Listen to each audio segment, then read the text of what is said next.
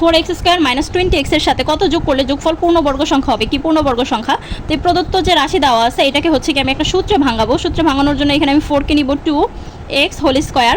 এটাকে যদি আমি ভাঙাই তাহলে 4x² আসবে, এখানে আছে মাইনাস, এখানে 20 বানাবো। তাহলে এখানে আমি সূত্রে 2 ধরবো, এ ধরবো হচ্ছে কি এখানে কি আমার 2x 2a।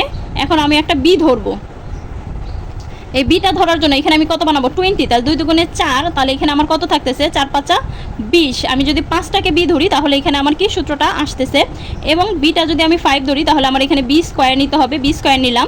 তাহলে এইখানে আমার কত বেশি আছে দেখেন তো, এই যে 5² নিছি, এই 5² আবার কি করে দিলাম মাইনাস করে দিলাম, কারণ এখানে আমি কি 25টা কিন্তু বেশি নিছি, 25টা কিন্তু আমার এখানে নাই। তো সেই ক্ষেত্রে এখানে আমার এটা সূত্র হয়েছে 2x minus 5 whole square minus 25। এখন এই যে আমার এখানে বাড়তি সংখ্যাটা 25, এই 25ই যদি আমি যোগ করি তাহলে যোগফল কি হবে পূর্ণবর্গ সংখ্যা হবে, এটাই অ্যান্সার।